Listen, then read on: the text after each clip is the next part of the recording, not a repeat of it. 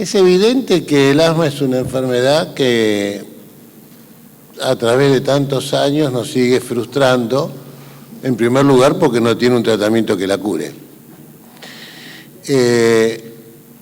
Esto nos lleva a reflexionar un poco sobre nuestra conducta como médicos y nuestra capacidad para soportar la incertidumbre o necesitar certidumbre. Es evidente que en medicina los que más cerca están de soportar las incertidumbres son los médicos generales, y cuanto mayor es el grado de especialización, mayor es la intolerancia a la incertidumbre. Y esto nos obliga a generar un proceso de atención en donde cuando el paciente evoluciona mal, siempre la culpa está afuera. Y entonces aparecen conceptos como, negación de la enfermedad, falta de adherencia, cosas que son reales por otro lado, incomprensión, desidia, desinterés. En el fondo, para decirlo en confianza, nos enojamos con los pacientes porque los pacientes evolucionan mal. Yo el primer comentario que quisiera hacer es que he tenido muchos pacientes a lo largo de 40 años de profesión que yo sentía que los estaba atendiendo bien y los estaba medicando bien y andaban mal. Y la evolución no era buena. Y en realidad no era por culpa de los pacientes. Esta incertidumbre, y digo incertidumbre porque a mí también me cuesta aceptar la palabra ignorancia, así que no lo he dicho hasta ahora, es algo que tenemos que tener en mente cuando decidimos enfrentar un proceso de atención en pacientes que tienen una enfermedad crónica, en este caso el asma, con mala evolución. Y entonces lo primero que tenemos que reconocer que ahí no podemos trabajar solos. Se acabó la medicina individual, se acabó el doctor que lo sabe todo, el especialista que lo sabe todo, y tenemos que integrarnos en equipo. Este desafío de integrarnos en equipo nos obliga a otra cosa, y es a tener la capacidad de generar programas específicos de atención de aquellos pacientes que no cumplen con las expectativas de la evolución esperable de acuerdo a los parámetros que consideramos apropiados. Es cierto que los pacientes cuando están en programas específicos tampoco evolucionan idealmente porque no tienen solución. Pero miren ustedes qué diferencia. En mi experiencia como jefe de servicio de neumología, los pacientes con fibrosis quística que estaban bajo el programa de fibrosis quística tenían exacerbaciones, se internaban, tenían deterioro de la función pulmonar y muchos de ellos inclusive se morían a lo largo del seguimiento. Yo me vi sufrimiento en el equipo, vi angustia. Yo he llorado con algunas de las madres porque he atendido 20 años pacientes en este contexto, pero nunca hubo enojo. Porque la verdad, ¿cómo voy a pensar yo que esta mamá que conozco hace 20 años y que viene en las buenas y en las malas, separada, en crisis de separación o de duelo porque murió la madre o el padre de ella y que aparte tiene todas las debilidades sociales de cualquier familia que vive en la República Argentina y que no tiene situaciones de privilegio, ya no de vulnerabilidad, sino de privilegio, conseguir las enzimas, conseguir los tratamientos, no había enojo. Y aprendimos a acompañar. Después aparecieron los lactantes que empezaron a necesitar oxígeno y se iban a la casa con la mochila de oxígeno. Y la primera vez que yo pedí en el hospital recursos para llevar el saturómetro y el equipo de oxígeno a la casa y vivían en una villa, el primer comentario era, pero se lo van a robar, lo van a romper, no pueden hacer eso. Y sin embargo estas mamás cuidaron, no se robaron el saturómetro, el equipo de oxígeno y hubo acompañamiento. A mí me parece que cuando estamos en presencia de un paciente asmático cuya evolución es mala, tenemos que entender que son necesarios programas específicos que contengan no solamente al paciente, sino a nosotros mismos en nuestras limitaciones y frustraciones. Aparecerán investigaciones. Realmente les agradezco la exposición a los que participaron desde diferentes ópticas, porque nos mostraron no solamente las realidades de por qué puede evolucionar mal un paciente, sino algunas alternativas mirando hacia adelante. El hacia adelante es largo, nada de lo que pensamos hacia adelante se concretará mañana y tendremos que seguir soportando esta incertidumbre a través de los años. Pero mientras tanto, tenemos que generar espacio para que los pacientes con asma que evolucionan mal tengan posibilidades de un mejor control. Muchas gracias.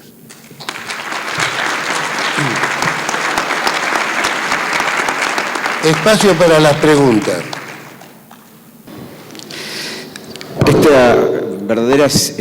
Este sincericidio, o sea, este saber justamente que no se sabe nada, o que por lo menos sabemos poco, me hace pensar que tal vez buscando en la genealogía del asma, uno encuentra que tal vez en la antigüedad el asma fue una defensa del organismo ante la invasión de los parásitos.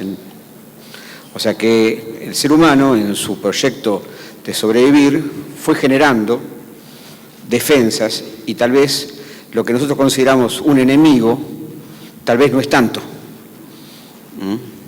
O sea, yo creo que la frustración de la medicina me llevó a la filosofía y tal vez buscar en la genealogía del asma el porqué abre tal vez ese gran paraguas que determina una atención personalizada.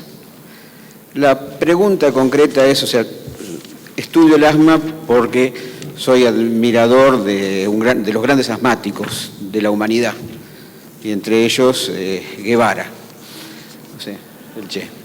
Y justamente si un asmático pudo hacer todo lo que hizo, a mí me gustaría también haber tenido el acicate del asmático. Entonces mi pregunta es, el acicate del asma, perdón. Mi pregunta es el tema de la protección materna, el tema de lo psicológico, o sea, el tema de la angustia asistencial que puede llevar a que haya hasta, como algunos quieren decir, gente que es más esforzada desde la voluntad en función de lo que tiene que enfrentar. ¿Cómo el asma puede ser traducida desde lo espiritual a lo biológico? O sea, yo no creo que sean dos, por ejemplo, no creo que haya posibilidad de entender desde el punto de vista biológico algo que tiene un resorte tan espiritual como el asma. A mí me podrán explicar de interleuquinas, de factores genéticos, pero me llamaría poderosamente la atención que la solución para el problema del asma sea seguir aumentando medicamentos cada vez más caros para personas cada vez más diferentes. ¿Se entiende la pregunta? Sí, eso es más un comentario que una pregunta. Esto no tiene mucha respuesta. A mí me parece que la búsqueda de nuevos tratamientos forma parte del campo de la investigación en medicina. Ahora, es cierto, y tal vez en esto yo le pregunto, y seguimos en este camino, ¿no? Ustedes trabajan en un ambiente, te estoy preguntando a vos, Dodi, en donde aún hay dificultades de interpretación, hay que poder explicar bien conceptos como lo que es una enfermedad crónica y conseguir que haya un programa, digamos, en donde se den niveles de cumplimiento en la asistencia. ¿Eso ustedes lo viven como una dificultad o una vez implementado el programa? Porque ustedes tuvieron respuestas positivas, mostraste números de mejorías evidentes y pudieron hacerlo a pesar del bajo nivel, digamos, de educación que esos grupos familiares tienen, porque hablaste de que preparan para un nivel de tercer grado de colegio primario como modelo, ¿no? ¿Y cómo es eso? ¿Lo pudieron explicar bien? ¿Lo pudieron trabajar? Estamos investigando, digamos que la respuesta que nosotros damos es que solamente se puede abarcar esa brecha y tratar de explicar y tratar de llegar a la adherencia de la medicación si nos vamos un poco del rol de médicos y hay otra gente que puede hacer esa explicación, porque si no es imposible. Yo hablo castellano y muchas veces me pasa lo mismo. Yo puedo explicar y veo la cara del paciente y digo, ustedes no es que no solamente no entendieron, sino que en inglés se dice you don't buy it, ustedes no compran lo que le estoy tratando de vender, ¿no? Y las miran y me dicen, no, la verdad que no, yo corticoides crónicos no los voy a usar jamás. Entonces, ¿cuál es el mecanismo que podemos tener resultados positivos con el tratamiento? Tiene más que ver con, me parece una cosa cultural y de confianza, y que desgraciadamente nosotros como médicos no somos los agentes que podemos transmitir ese conocimiento. Perdón, había una preguntita. Le quería preguntar a París un comentario, pedir respecto a tu pregunta, sí, respecto a cómo ves vos, el ejemplo concreto es lo único que tenemos hoy en día, que es la aplicación del omalizumab. ¿Cuál es tu impresión al respecto? No es una impresión personal, porque es lo que hay, y tiene una indicación muy puntual, porque cuando empezaron a hacer los estudios con los anticuerpos monoclonales, agarraban, tomaban como población a cualquier tipo de asmático. Y entonces no se entendía por qué, si el mecanismo era, por qué no funcionaba. Y no funcionaba porque no son todos los asmáticos iguales. Entonces, el omalizumab hay que indicárselo a los pacientes que tienen un mecanismo fisiopatológico para el cual esta medicación va a funcionar. Por eso el tema de los biomarcadores. Hay pacientes que no responden al omalizumab. Quizás lo más probable es que los estemos eligiendo mal. Esa es una de las... Y por eso, y otro tema es que es una medicación muy cara. Es muy cara. No tiene efectos adversos, o sea, es mucho más segura que el uso de corticoides. Pero es muy cara, es inaccesible para la mayoría de nuestra población y cuesta mucho que las obras sociales cubran el tratamiento. Entonces, cuando uno le indica, y depende de la dosis que uno indica, porque esa dosis va a depender no solamente de la severidad del asma, sino del valor de IgE, del peso del paciente, se puede dar cada 15 días, una vez por mes, o de una ampolla a 4 ampollas, una ampolla debe salir 7.000, 8.000 pesos.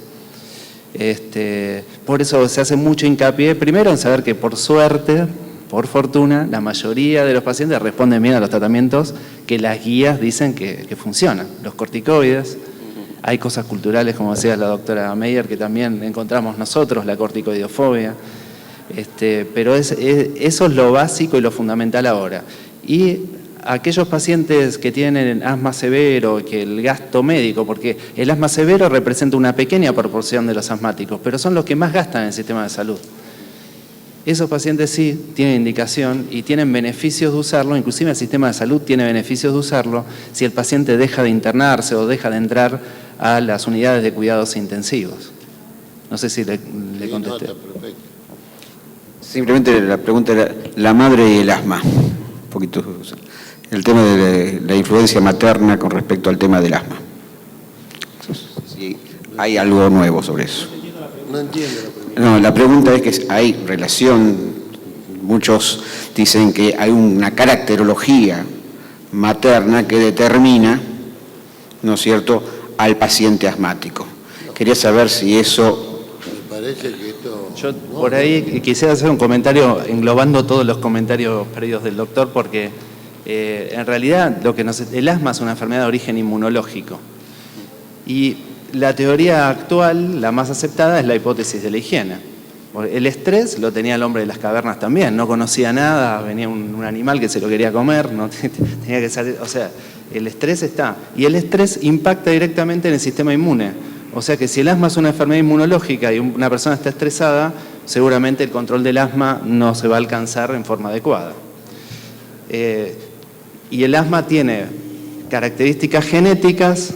Por ejemplo, si la mamá es alérgica, si tiene hermanos alérgicos, si tiene ambos padres alérgicos, 70% de probabilidades de tener alergia, pero no es solo genética, sino que es epigenética. ¿Qué genes se encienden? ¿Qué genes se apagan? ¿Y de qué depende? De la polución, del estrés, del tabaco, todo eso nuevo que nos empieza a ayudar a entender por qué un hermano tiene asma y el otro no, por ejemplo. Empieza a contestar una serie de preguntas. Pero creo que lo peor que nos pasó en la civilización con respecto es cómo se está alterando el sistema inmune. El sistema inmune se altera porque tenemos muchas cosas que nos ayudan a vivir más tiempo. Eso lo hablamos con el comité de alergia. Usamos vacunas, usamos antibióticos. El gran beneficio es vivir más. Y tendremos que aceptar esta pequeña dificultad que es vivir alérgicos o vivir con asma, digamos, como consecuencia de todo eso. No, muy breve. Hay una cantidad de fenotipos impresionantes que está claramente expresada por Claudio. Ahora, si vos analizás la guía GINA 2015 y analizás los distintos escalones, ¿no? Habla de corticoide a mediana dosis, corticoide a alta dosis, corticoides combinados, pero no dice en qué asmático, elementalmente dividido, alérgico y no alérgico. ¿Para qué serviría duplicar la dosis de corticoide inhalado, pregunto a la mesa, si el paciente tiene un asma no alérgico?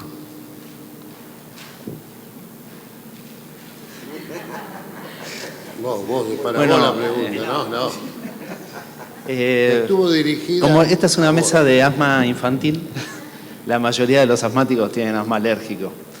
Y ¿qué es lo que pasa con los asmáticos no alérgicos? Y es la gran duda. No hay ningún estudio lo suficientemente fuerte que diga que un asmático no alérgico tenga que usar macrólidos, por ejemplo, y los usamos. Y usamos los corticoides, y usamos lo que tenemos. No te puedo contestar la pregunta, Ricardo. Te defraudé. Por favor, el micrófono atrás. Es más una inquietud que me genera algo, lo escuché. Yo leo muy poco sobre asma, pero cuando se empieza a hablar de tratamiento personalizado y uno ve otras enfermedades como el cáncer y los trasplantes, donde cada vez más lo que uno dice es vamos al tratamiento personalizado, y eso tiene cifras de costos altísimo, y uno está hablando de enfermedades con prevalencia de 1 en 100.000, y le genera toda una inquietud desde la equidad. Digamos, cada vez vemos que lo que hace 10 años le decíamos a los pacientes que le íbamos a hacer lo mismo que le estaban haciendo en el primer mundo, ya no se lo decimos, y dentro de 20 años da la impresión que no se lo vamos a hacer, de poder decir para casi ninguna cosa. Si uno, digamos, lo que digo es esto, si la medicina no tendría que empezar a intervenir en una etapa previa, o sea, de cuando hacia dónde se desarrolla la industria, si uno no debiera plantearse la accesibilidad del medicamento como parte del criterio para definir la investigación, ¿no? Es decir, cuando a uno le llegan ahora por ahí invitaciones a que los hospitales participen en estudios multicéntricos y demás, parte de lo que uno ve desde el punto de vista bioético es la accesibilidad del paciente que participa en la investigación, o cómo se asegura que... Ahora, esto que ustedes están planteando en una enfermedad de tan alta prevalencia, me parece que es como que uno debería decir, si vamos a jugar en esto, porque nosotros aportamos los pacientes y la industria aporta todo el resto, bueno, pongamos la accesibilidad en discusión de entrada, porque si no me parece que digamos, si uno compara el último disertante con el anterior, vamos en nuestro medio a una situación que cada vez nos va a costar más trabajar, y la vamos a ver desde la tribuna si no ponemos en discusión el término de los costos de esto, que además lo fija la industria y a nadie le explican por qué sale cientos de mil, ustedes $7.000 es barato al lado de los del cáncer o los de los trasplantes. 2 comentarios breves y le doy espacio a la mesa para que hagan sus aportes al respecto. El primero es que estamos hablando de un número bajo de pacientes, no de un número alto, porque la mayoría de los pacientes con asma no entran en este contexto de asma fuera de control, digamos, más allá de que después puede haber diferentes estadísticas, pero la experiencia del asma en pediatría claramente no es de que los pacientes con asma viven descontrolados. Esto es un primer concepto. El segundo concepto respecto a costo y efectividad, a mí me parece que los últimos años, no quiero poner un plazo de años digamos, por razones para evitar la discusión política, porque es el peor momento para charlarlo. Digo, pero es evidente que los pacientes diabéticos consiguieron acceso a la insulina, por ejemplo. Antes no existía esto. Con lo cual, a mí me parece que, pero no es en la Argentina, en el mundo va a haber claramente una conciencia de acceso liberado, favorecido, a aquellos tratamientos que realmente valen. Lo que va a ser necesario es que se descubra un tratamiento que vale, porque si después lo que ocurre es que tenemos 20 tratamientos porque uno responde a una cosa, otro a la otra, pero no del todo, entonces estamos más o menos en la misma. A mí me parece que en enfermedades como el asma, todavía cuando hablamos de fenotipo, endotipo, de perfiles, nos falta mucho todavía para conocer antes de estar sabiendo del tratamiento que está curando el asma. Por lo tanto, no corresponde preocuparnos mucho por los costos hoy. Lo digo humildemente, me parece que en un futuro después será una cuestión de presión de mercado con políticas de Estado, de ver de qué manera se facilite el acceso a la medicación. Pero lo primero que se tiene que conseguir y demostrar es la efectividad de la medicación, ¿no? Entonces yo creo que esto sería una mirada. La otra mirada es que recordemos, especialmente para los jóvenes, que el porcentaje es muy alto para mí, 80%, podrán decir 70 o 85%, de los pacientes pediátricos con asma, con dosis habituales de un corticoide inhalado, tienen una excelente evolución. Y lo que tenemos que sostener e insistir es el acceso a esta medicación realizada en forma correcta, con técnica adecuada, con la aerocámara correcta y punto. Sí. No, un poco ratificar lo que Mario decía recién. Acuerdo a la precisión o la consideración que vos hacías, porque es un tema sumamente que toca la parte ética también desde el punto de vista profesional. Pero lo primero que recalcó Mario, que es fundamental, es primero, antes de pensar a pelear el precio, etcétera, hay que ver si el medicamento del cual estamos hablando, en este caso, este tipo de medicación biológica, realmente va a tener utilidad clínica en el paciente. Nosotros los neumonólogos pediatras hace 2 o 3 meses tuvimos un desafío importante puntualmente para fibrosis quística. La FDA aprobó una medicación, no de tratamiento genético, pero modificadora del CFTR, de la proteína normal de la fibrosis quística. Entonces, apenas se aprobó en un lugar del mundo, evidentemente cayeron todos los padres para una medicación que prácticamente no mejora casi nada la función pulmonar. Una medicación sumamente cara, crónica, de más de $20.000 el mes de tratamiento. Entonces, ese tema ahí realmente es opuesto totalmente a esto, porque va a ser masivamente, si bien no son tantos fibroquísticos, es para la abutación más frecuente, para probablemente poco aporte, mucho recurso para poco aporte. Probablemente si el día de mañana para fibrosis quística o para otras enfermedades surgen medicaciones que realmente cambian la evolución de la enfermedad y el pronóstico de vida, bueno, después se discutirá cuál es el esfuerzo económico, si lo toma el gobierno, la prepaga, lo que sea, para afrontar realmente el costo del medicamento.